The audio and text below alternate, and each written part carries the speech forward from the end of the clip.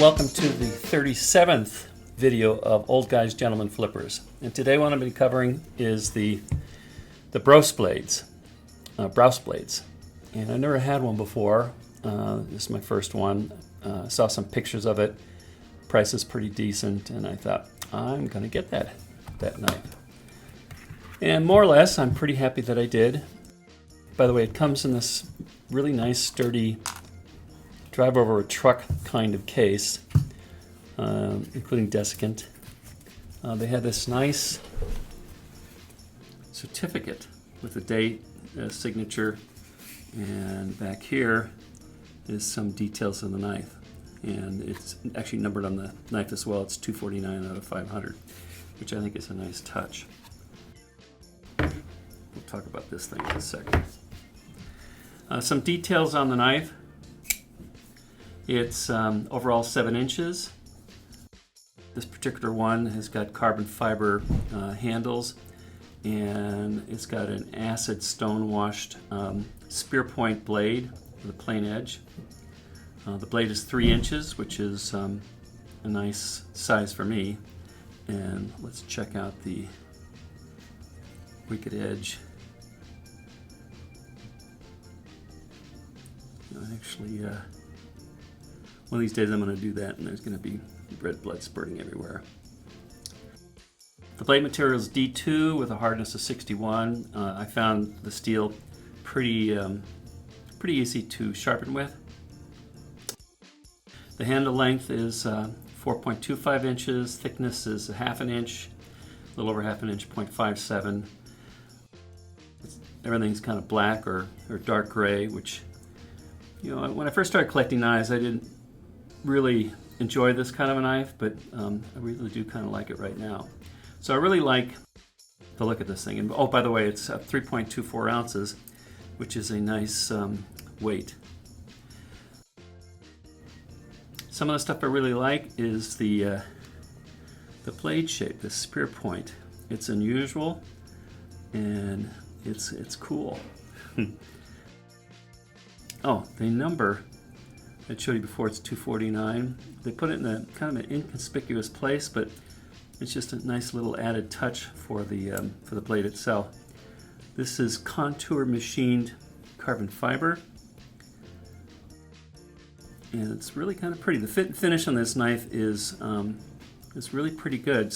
I'd seen an earlier review where they were complaining about the matchup of the carbon fiber to the titanium frame, but it all looks pretty good to me. The flipping action. Now, before I mention that, I should say I fiddled with this. When I first got it, the flipping action worked really well, whether it's a pull down, much better than you see right now, or or more of a push button.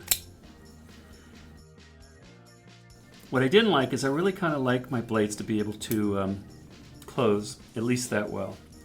So what I did is I opened this thing up, because the problem is let's see if I can show you better here. The detent ball here is rubbing up against this acid stonewash finish, and you can feel it and hear it scrape along the sides. And so closing before was easy, but pretty much you used your finger to do it. You could shake it like crazy and it would close. But anyhow, the action was really snappy. Not like a Shirogorov kind of snappy, but snappy enough. So what I did is I went in there and I polished this side of the blade so it wasn't rubbing on anything hard or rough anymore. And then I also eased up on the tension here. I might go back and put that back to where it was, because when you do that, you get kind of a nice drop close, but the flipping action is just a little bit less snappy. So there's some sort of balance. It's still decent. It still works. So I might keep it the way it is as well. There's some jimping here, which looks good, but it's kind of useless. You put your finger on here, and you feel it jimping a little bit, but it doesn't really stop anything because it's also kind of riding on these two carbon fiber scales here. This is also pretty slippery as well. It's a real nice, pretty finish, but it's slippery. So that would be bad if it weren't for the fact that the way they've done the handle here, this is just, it's not going to go anywhere. This is one of the most solidly felt knives. Solidly felt knives? Most solid. I'll work on that. It's a solid feel. And so I like that. There was no drop close, but now I nearly have that because of what I did. The heel of the blade, I guess all knives do this to a certain extent, was really kind of thick. And it wasn't that sharp, and one side had a bevel about that big, and the other side had like 30-40% less. So it was kind of odd, off beveling. So when they do something like that, you're kind of stuck with a larger bevel. And the only way I could reproduce that is like a 16.5 degree sharpening angle so that I would get that matched on one side and then duplicated on the other side. That is way too narrow for the thickness of the heel back here. So what happens is this, you can kind of see it here. This area right here doesn't sharpen as well as that. I did a little bit, but you've got to increase the angle to, 19-20 degrees before you start affecting this, and then you got to blend the two together, which I haven't done all that. It's still fairly sharp here. This is wicked sharp up here. The other thing it does is it cuts into the metal a little bit more, and actually I kind of like the way that looks right now. It's yeah, I thought I'd really be bothered by that, but I'm kind of okay. I think that looks nice.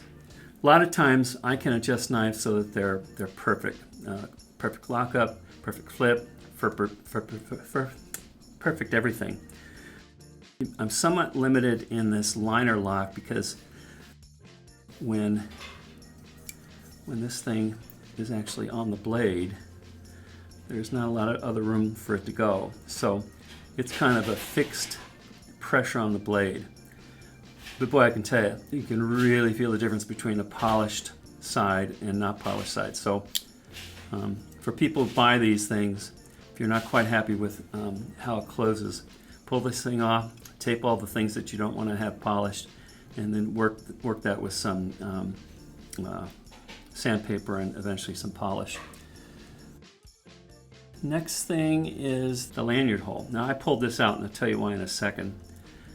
This thing fits right in here, right in that slot. Only with the screw out, and then you put the screw in and it holds it in place. Two things about this. I don't use lanyards, but I'm not aware of any lanyards that would fit in that size hole. That's one thing. Second thing, if you don't use a lanyard, this thing sticks out almost as much as this thing does. So when you're holding the knife like this, it kind of jabs you, and it's got sharp edges. There's nothing smooth about this. And I suppose you could take that down, and then you have to re-blacken it. But it's much simpler just to take it out. This is a comfortable knife as it is like this, and that thing's not jabbing me in the heel of my hand. Next thing is the spear point. Although it looks beautiful, I use a sharpening system, the Wicked Edge. You might also use the KME or several of the other ones, and they kind of depend on a flat to grab. And no flat here, and no flat on this side. So what I am doing this, and I've done this with other knives too, is I pull it apart, and there is a nice tang flat here, and I essentially clamp onto that and then do it. It's just a little bit extra step you got to do when you're sharpening. One last thing, and some people are really bothered by this, and who knows, maybe I will eventually too. I usually check to see how the point is protected, and if you just look at it, well, it looks like it's pretty well buried in there. But if you just lightly lay your finger on there and pull back, it catches on my finger, which is not a good deal. I think what I'll do is I'll wait until I really cut myself, and then I'll do something about it. That sounds about right. Let's do some size comparisons. This is the Sharpening ultralight neon. By the way, you compare the two. I have to shake that a little bit to open it or to close it. With that noise, that sound. This one just falls on its own. Nice snappy opening. I like all my knives to be like this. This isn't too far off, and this one looks really cool. And it's shorter than this one. The next one up is the Sharpening 95T, and it sounds like somebody has a little hammer in there. Much bigger knife, so you'd expect louder noise. And then it also just closes on its own. A lot more expensive knife though, as well. And this is closer to the size of this knife. This is the Lanyard TRE.